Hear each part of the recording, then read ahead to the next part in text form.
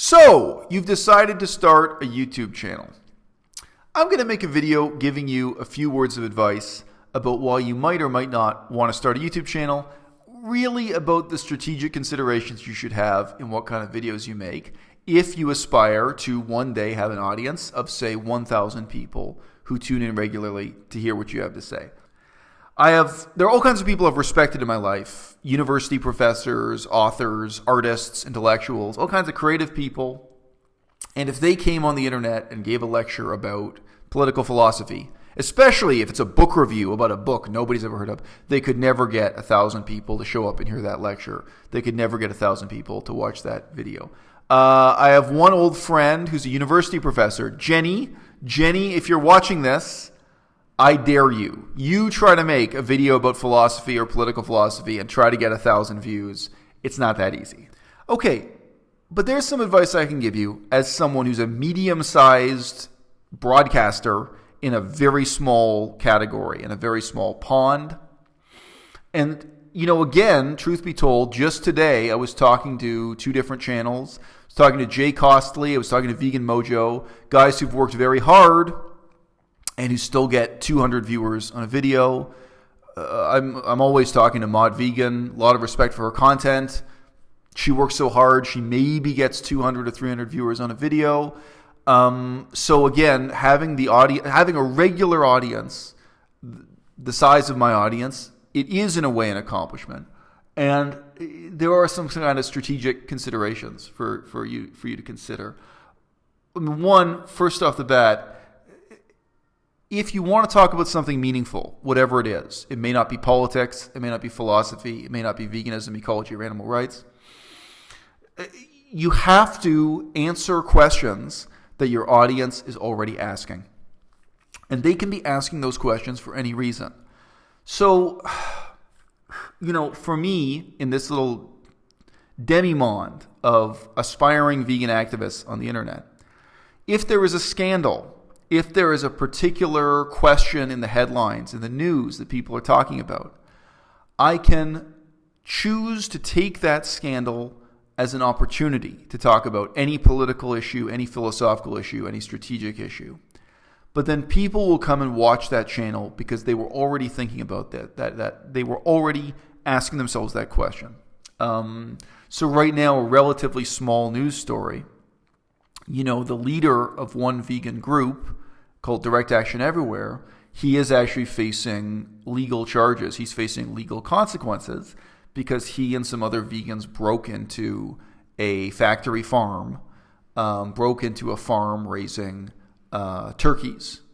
And they, quote unquote, liberated some of the turkeys. Now, you don't have to be a genius to figure out, it doesn't matter if you use the word liberated or not, that's theft.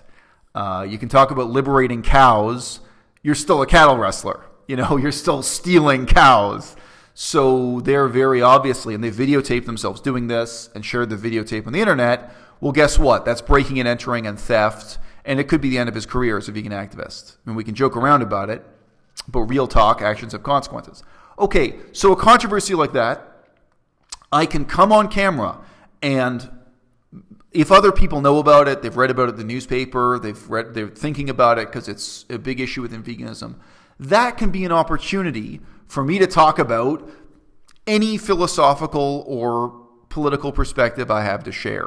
I mean, you could literally take a controversy like that and say, look, what's really important about this is something I learned when I was studying Aristotle in university, when I was studying Plato and Socrates, you name it. You can take that in any direction. You can make it as deep and meaningful and philosophical as you want to. You can take it in an historical direction. You can talk about events from history 500 years ago, and they're somehow relevant to and important to this question of obeying the law when you're engaged in political activism, or democracy and due process and respect for the rule of law, whatever the reason is. And you could also take it in a deeply personal direction. You could say to people, look, this is a controversy within veganism today. I'm going to tell you about something that happened to me when I was in high school. I'm going to tell you about something that happened to me in university. And this changed the way I view activism, or the way I view animal rights, or the way I view turkeys on a farm, whatever it is. But if you're trying to reach a larger audience, fundamentally, you cannot just come on camera and make videos answering your own questions, speaking to your own interests. You have to be answering questions that the audience is already asking. And some people do that in a really shallow and catty way. And some people accuse me of doing it in a shallow and catty way. So there's always controversy with someone like Unnatural Vegan.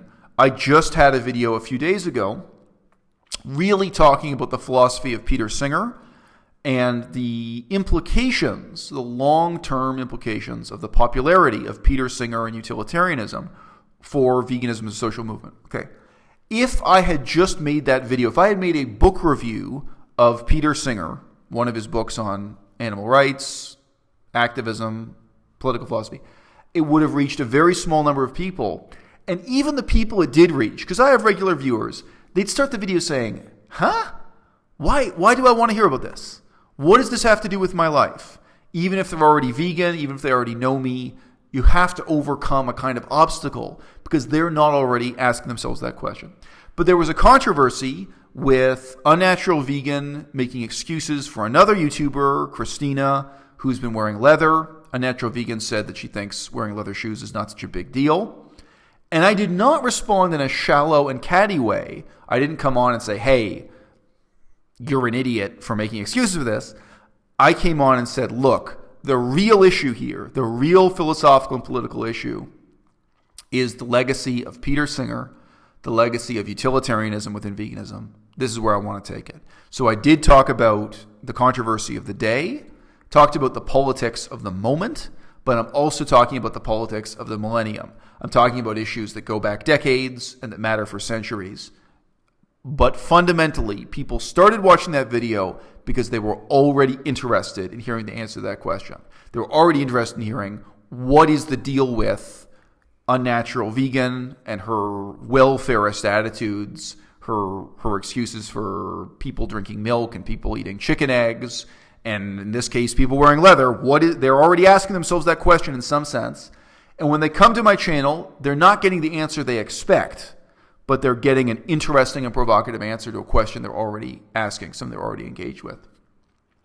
So that's the basic way you have to approach making YouTube videos. There already has to be something that raises the stakes for your viewers, that creates their interest. And of course, I say this partly because I'm tempted myself not to do this. I'm tempted to just pick up a book of philosophy and talk about that book of philosophy, whether that's a book review or a critique.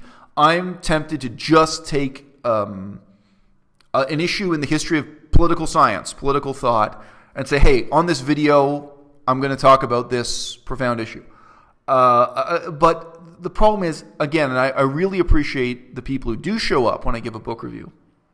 If I do a book review, why am I doing the book review? Because I'm interested in the book? Because the book matters? Because the book is important in some abstract sense? For YouTube, that's not good enough.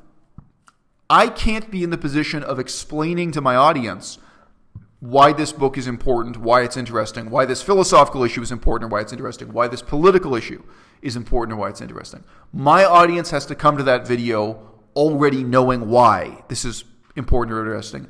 They have to be already asking that question. Okay, that's the challenge you have as a small YouTuber making specialized content that's meaningful, but content that will find an audience and content where your audience will find you. So again, I'm not perfect.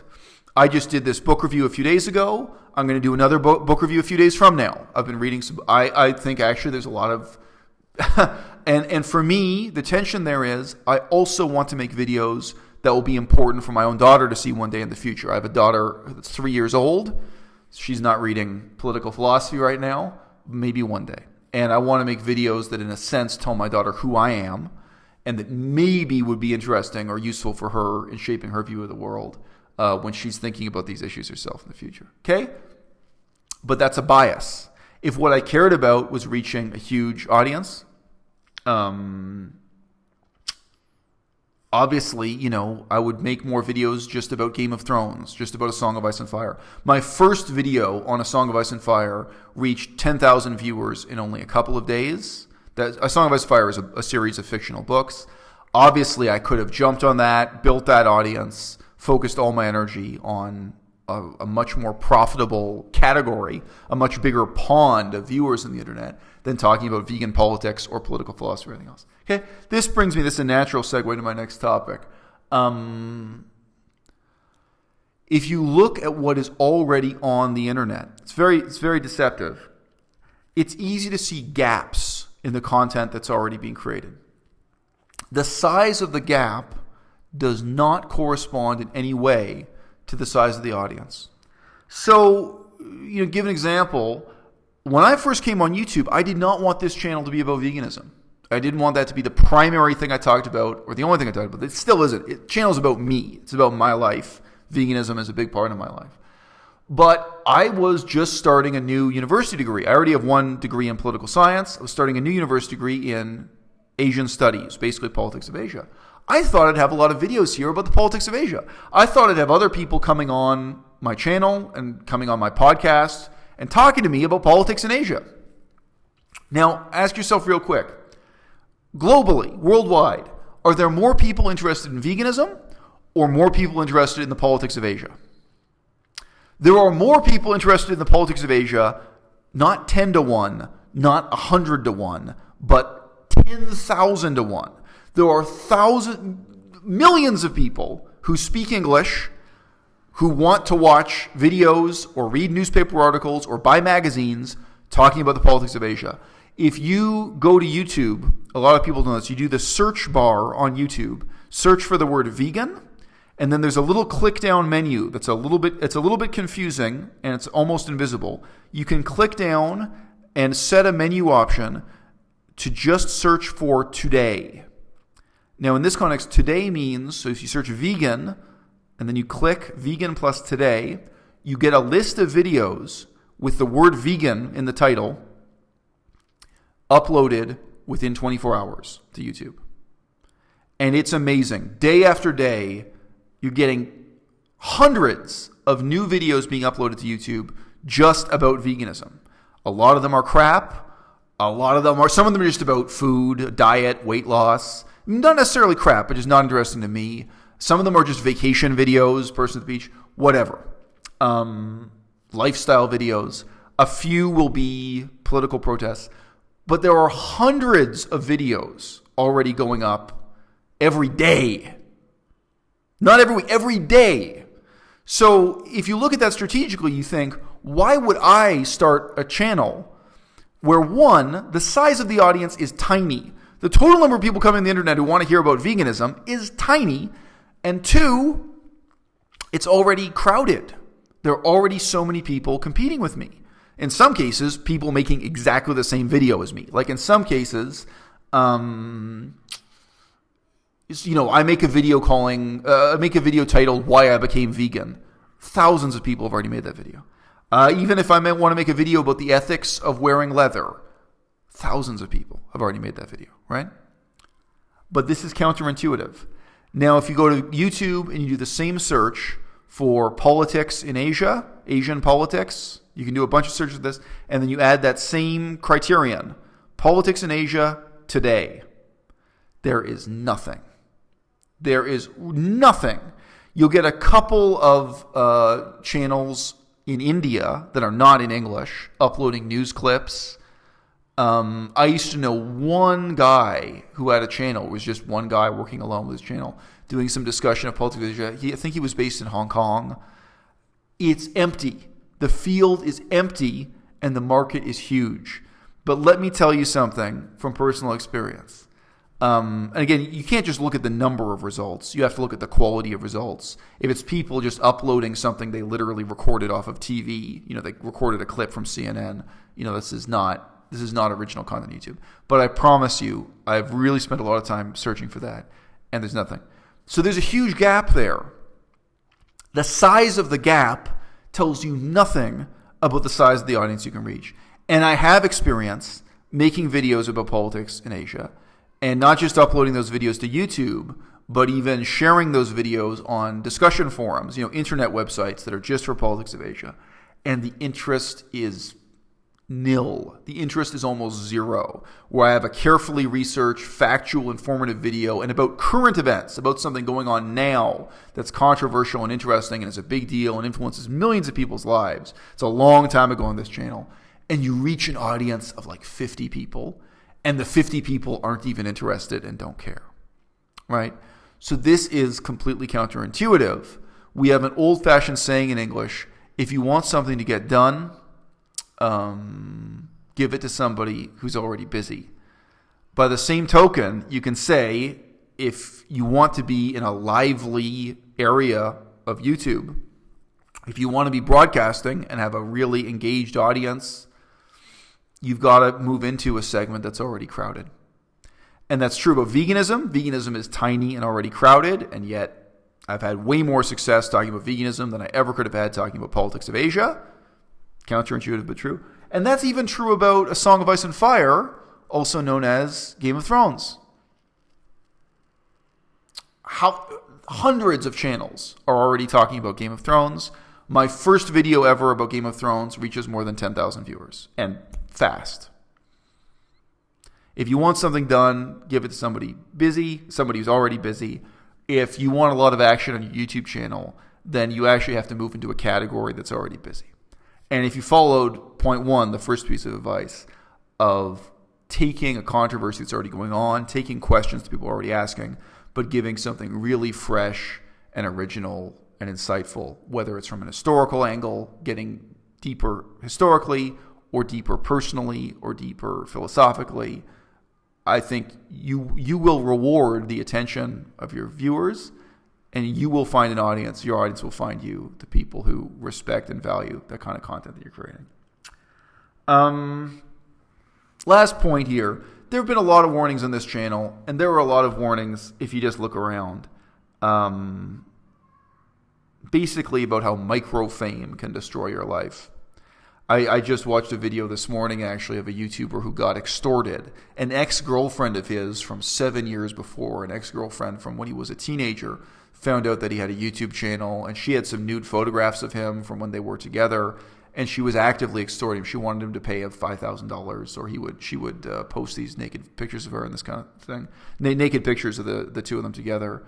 You can look at a guy like The Amazing Atheist or Onision. There are a lot of car crash stories about how coming on YouTube, most of these people make no money. I make a trivial amount of money on the internet. But you can have all the disadvantages of fame with none of the advantages. There are people who get fired from their jobs. There are people whose marriages fall apart or their life falls apart. There are people who get ruined by this. I think in a sense that's the easy side of it to understand. Yeah, fame goes to people's heads even when it's microfame, even when it's really tiny. And I'd point out to you, like, if you think fame can't ruin your life when you have only 200 fans, if you have 200 people wanting to talk to you every week, 200 messages on Twitter, email, Facebook, all these combined, I mean, that's not a big fan base. If you have 200 people who want your time and attention, who just want to chat with you in a week, you may already feel famous. 200 people is enough to make people feel famous and to have these really strange psychological impacts on them. And the other point is, even if you just have 200 people like that, knocking on your door, metaphorically speaking, people who want to chat with you on Skype or by phone or meet up or hook up or whatever, remember, in a given week, you're going to be saying no to 199 of them, right? You're going to be selecting within those 200 people who gets your time, who gets your attention. And that also is very unnatural for most people. Most people, you get a new job at work, you look around at your coworkers, and you ask yourself, who can I be friends with here? Who can I tolerate? Out of my 5 coworkers, who can I get along with? And you make the best of it. When you were a school kid in high school, you were assigned to a new chemistry class. You sit down, there are 30 people in the class, you're sitting next to 5 of them, you look around and think, who can I be friends with? Now you have hundreds of people, maybe thousands of people who want to be your friend, who want to get to know you. Yeah, maybe people who want to sleep with you. Maybe people who send you nude photographs of themselves or whatever. And whether or not you do it consciously, you're choosing to exclude 90% of them or 99% of them. So that alone is a really distorting element of microfame, even if it's just 200 people who are gathered around you. And at all ages, that can have a really strange impact in people's lives, whether they're 20 years old or 50 years old, whether they're teenagers or in retirement. However, everything in that category of considerations, I think just watching this video now, if you just sit down and think about it while you're doing the laundry, you can pretty clearly anticipate how that's going to influence you, how that's going to be a problem, and in some ways how it's going to be a positive thing. Most of us, especially within veganism, why are we online in the first place? Because we want more friends in real life. We want to be involved in real political activism. We want to have colleagues. We want to know other vegans. So many vegans on the internet live in a town or live in a city where they don't have even one vegan friend. So, making friends is a huge part of why we're online to begin with. I think you can sit down now, after what I've already said to you in this video, and you can think through, okay, if I do this YouTube channel, how is this going to influence me? How is it going to be an issue in my life when it's 200 people, when it's 2,000 people, if it becomes 20,000 people? And you can think through the opposite. How am I going to feel if it goes up to 2,000 and then comes back down to 200? If it goes up to 20,000 and comes back down to 2,000? You can think that through, and if you have a decent level of self-knowledge and self-discipline, you can anticipate those problems. You can be wise. I think the vast majority of people with some basic level of self-awareness can think that through and can understand how they're going to react. What you can't anticipate is how suffering will change you. Suffering, as such, changes your character. It changes who you are down to the core of your being. And you cannot know who you will become or how you will change after you go through a process of suffering. Suffering is qualitatively and quantitatively different when it is observed. Think about, some of you watching this will be quite young, some of you will be fully grown adults. Think about the worst trauma you've had in your entire life, the most crushing, devastating experience you've ever had. Maybe a death, maybe you were the victim of a crime. And now think about how different it would have been if you had been on YouTube while it happened in your past. What if that had happened to you on YouTube? Or what if, even if it wasn't filmed at the moment it happened, what if just a couple hours after it happened, you'd come on the internet and talked about your feelings? What if there was an audience you were answering to in describing that trauma, that suffering, that terrible thing, just that terrible period of your life, Maybe it's a subtle difference, but it's profound.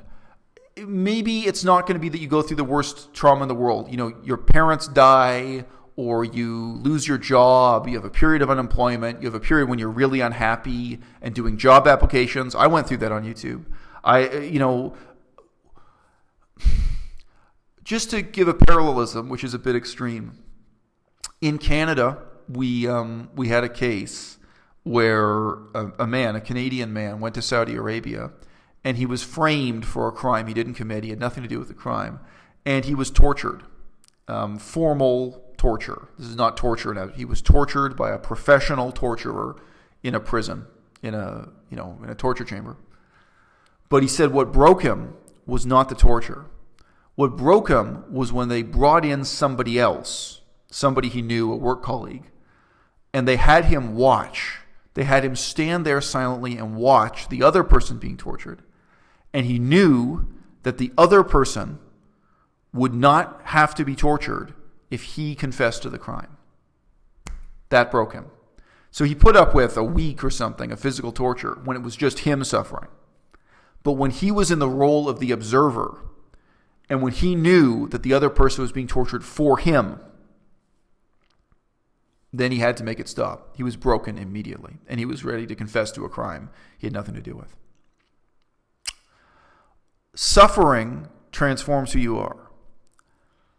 The observation of suffering changes the nature of the suffering itself. Okay? And you may not believe me. You may not be able to imagine this. But if you go through anything negative in your life, it may be caused by YouTube. It may be people harassing you or humiliating you on the internet. But it may have nothing to do with the internet. It may be that you have a trauma because your girlfriend is hit by a car. I mean, maybe anything. I guarantee you, if you are regularly uploading to YouTube, at the moment it happens, you're sitting there on the fucking sidewalk next to the corpse of somebody you love, watching the life go out of your eyes.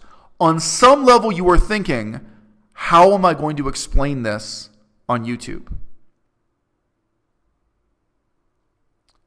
The fact that your life is observed, the fact that it will be observed, the fact that there is an audience for whatever it is you're going through changes your experience even in the moment, and then, of course, is going to change everything after the fact when you come on the internet and talk about it. And I really think that's something most people, cannot anticipate. You can't anticipate how that's going to change you. I'll give you one other example from literature. Tolstoy wrote a famous book called War and Peace, famous author. Tolstoy has a scene with a duel, men fighting a duel to the death with guns. That was quite common during Tolstoy's life, and Tolstoy was involved with some duels himself. He was an author, he was an intellectual, but he didn't always believe in nonviolence. He got into some... So at that time, men would fight each other to death with guns over a point of honor pretty regularly. But I remember he gives this description of the duel.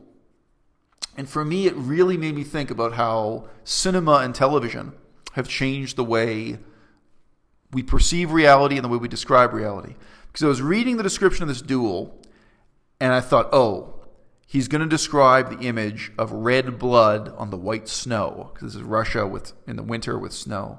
So that's what's coming. We're going to have the image of the shocking sight of red blood on white snow. I'm Canadian. If you're Canadian, you've seen blood on the snow at some point. I was just absolutely anticipating that as I read this. It's such an obvious, compelling image in terms of drawing out the violence and brutality of this. But no, at the end of that scene in War and Peace, what it cuts to, it describes the two men shooting each other. And then there's the man who's the witness. Legally, they had to have a witness to the duel. There's a man who's standing there. He's the official witness. He's witnessing the duel. He's watching the man die. And the only thing he can think about is, how am I going to explain this to his mother? He knows this man. He knows his mother. He knows he's going to have to go home and either writing a letter or going and meeting the woman. He's going to have to describe to this woman how her son died. Okay? In a very real sense, no matter how honest you are or no matter how artificial you are, whether your approach to social media is highly theatrical or you are keeping it real, as honest and raw and real as you possibly can, suffering will change you. The fact that other people are observing your suffering will change you. And the awareness that you have to go and tell this story to somebody's mother. You're a witness to your own life now. You're a witness to your own tragedy, your own triumphs too. But it's not somebody's mother you've got to go tell the story to. It's your audience. And in a sense, it's anybody's mother and everybody's mother. Because once it's on the internet, in theory, all your coworkers can see the video. Your ex-girlfriend from high school can see the video. That's happened to me recently. One of my first girlfriends from high school Googled my name and watched all my videos. She hadn't talked to me in 20 years. All of a sudden, she knows all this stuff from my personal life. I don't mind. I'm cool with that.